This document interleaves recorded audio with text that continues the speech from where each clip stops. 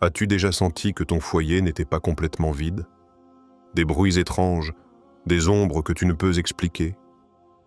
Et si je te disais qu'il existe une sourate du Coran capable de faire fuir 1000 djinns de ta maison, simplement par sa récitation?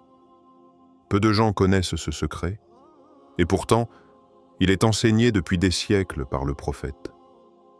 Aujourd'hui, nous allons plonger dans la puissance de cette sourate, découvrir comment elle purifie non seulement ton foyer, mais aussi ton cœur, et révéler des histoires de personnes dont la vie a changé grâce à elle.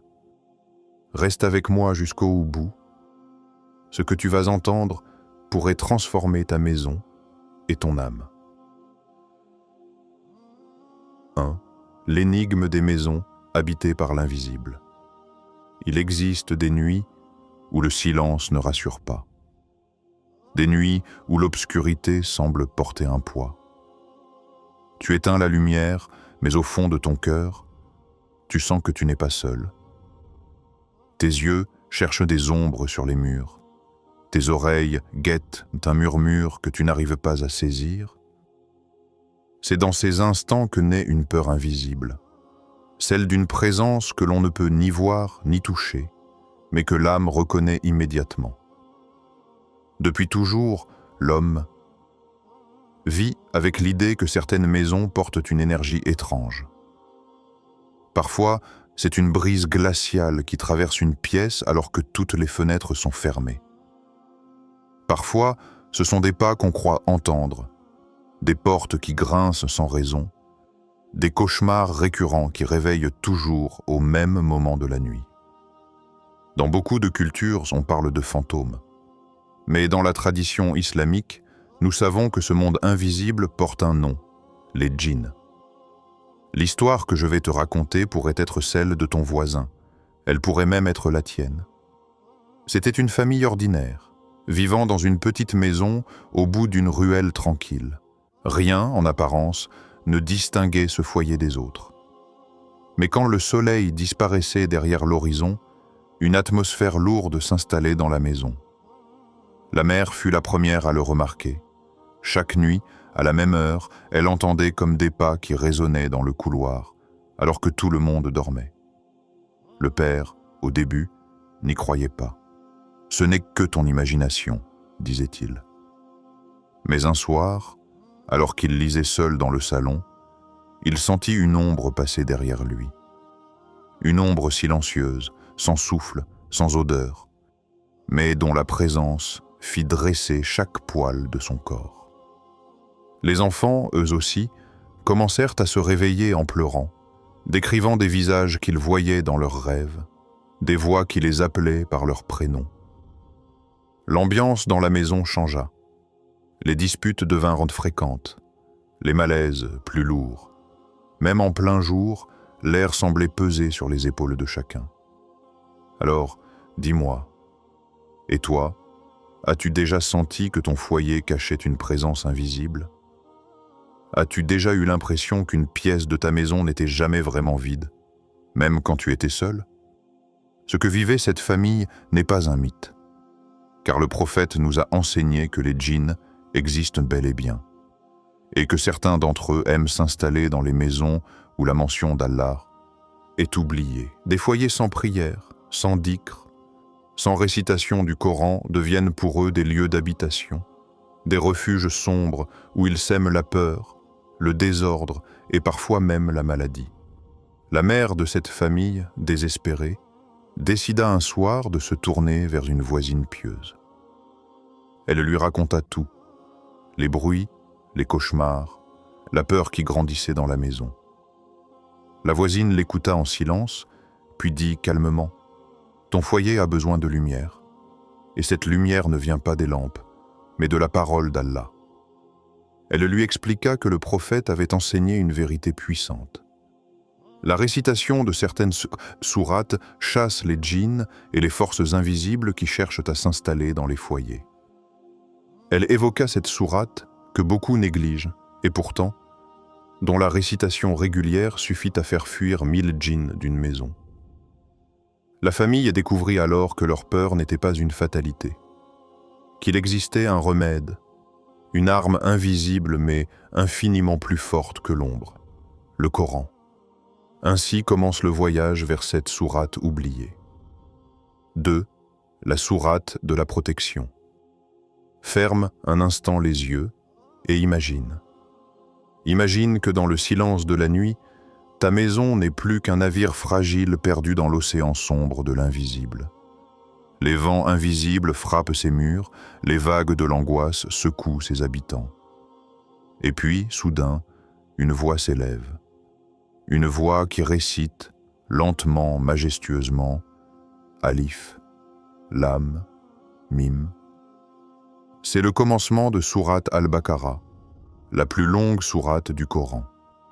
Une sourate qui, depuis plus de 14 siècles, résonne comme un bouclier pour celui qui l'accueille dans sa maison.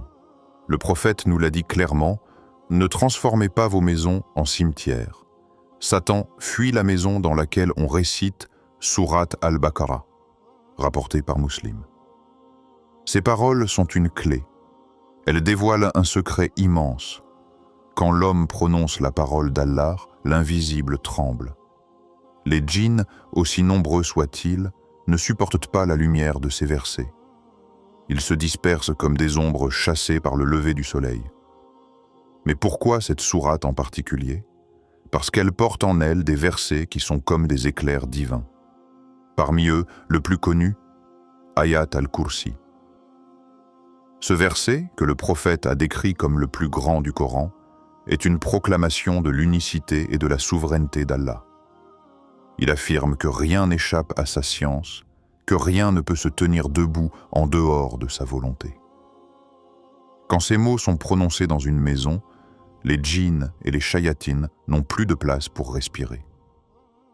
Dans les récits anciens, il y avait un savant reconnu pour sa piété et son calme. On racontait que ses élèves n'avaient jamais vu chez lui un seul signe de trouble ou de peur. Un jour, l'un de ses disciples lui demanda « Maître, pourquoi ta maison est-elle toujours apaisée? Pourquoi tes nuits sont-elles si calmes, alors que tant d'autres se plaignent de cauchemars et de terreurs invisibles ?» Le savant sourit et répondit simplement « Chaque soir, je récite sourate Al-Baqarah dans ma maison. C'est mon armure. C'est la lumière qui ferme la porte aux ombres. » Ses élèves furent étonnés. Certains commencèrent à suivre son conseil. Ils découvrirent alors une transformation silencieuse mais profonde. Les cauchemars cessèrent, les bruits étranges disparurent, et un parfum de sérénité enveloppa leur foyer. Ce savant rappelait sans cesse à ses élèves « Le Coran n'est pas un livre à poser sur une étagère. C'est une force vivante. » Mais combien d'entre nous vivent dans des maisons bâties de briques et de bois, mais privées de cette lumière? Et toi qui m'écoutes en ce moment, si Allah a placé dans son livre une arme de lumière, pourquoi vivons-nous encore dans l'ombre? Pourquoi laissons-nous nos foyers ouverts au vent sombre de l'invisible, alors que la parole divine pourrait les transformer en jardin de paix? Chaque verset récité est une flamme.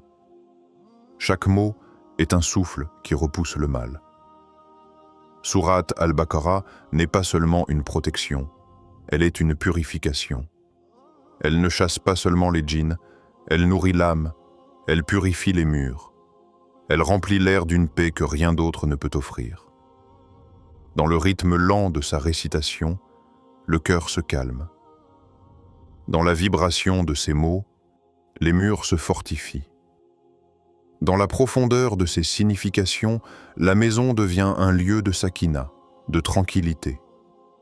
Et peut-être que le secret n'est pas seulement dans les mots eux-mêmes, mais dans l'acte d'élever sa voix pour rappeler « Allah est le Maître, et rien ne peut lui résister. » 3.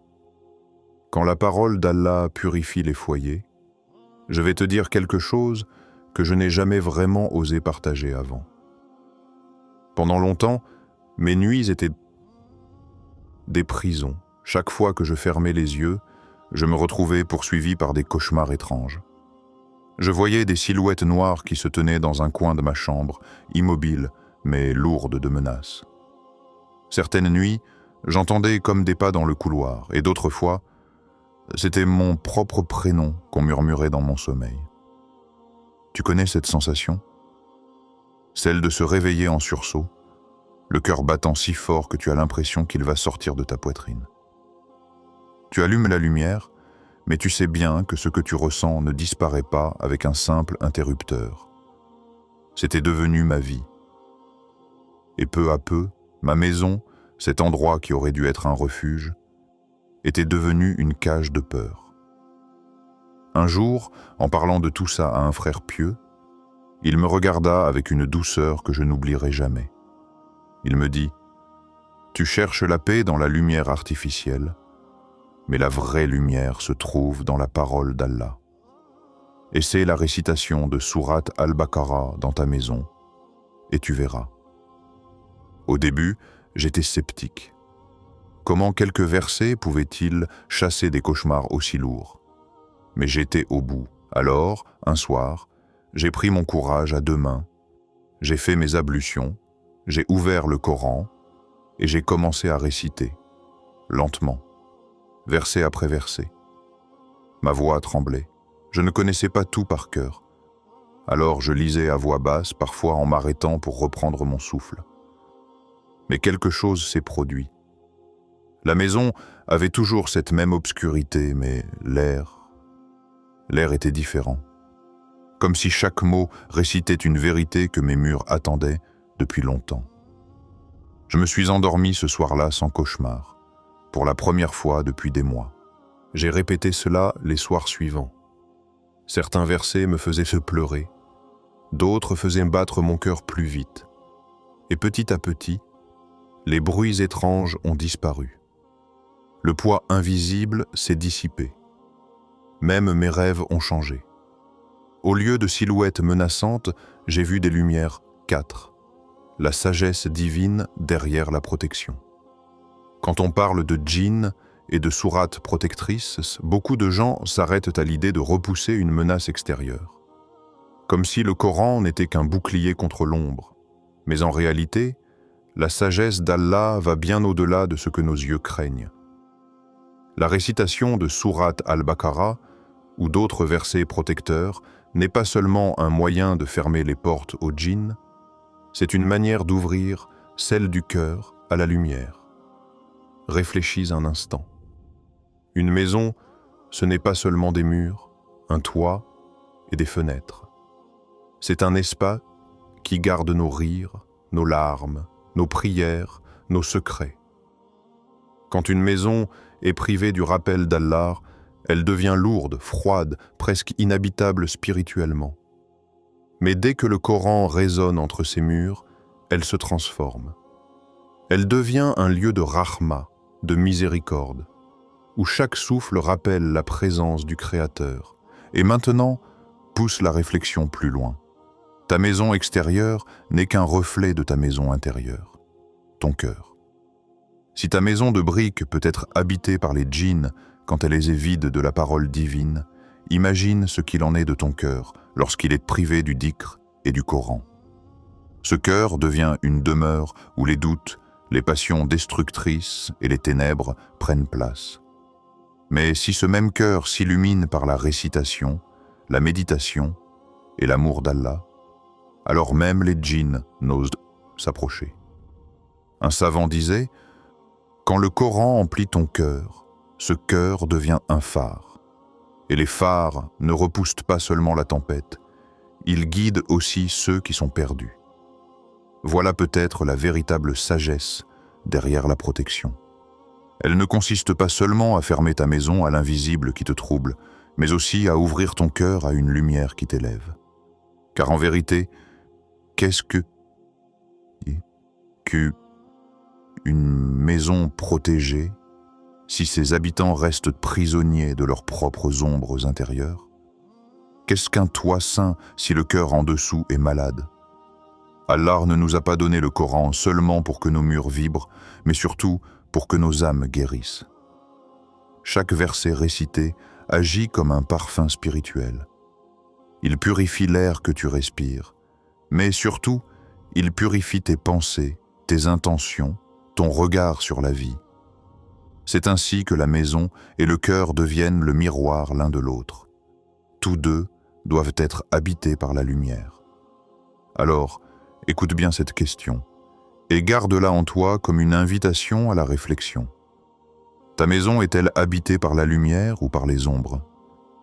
Car au fond, cette réponse ne dépend pas des murs, mais de toi, de ce que tu choisis de laisser entrer, de ce que tu choisis de faire résonner, la parole d'Allah ou le silence des ténèbres. Et rappelle-toi une dernière vérité. Ni toi, ni moi, ni personne n'a le pouvoir de se protéger par lui-même.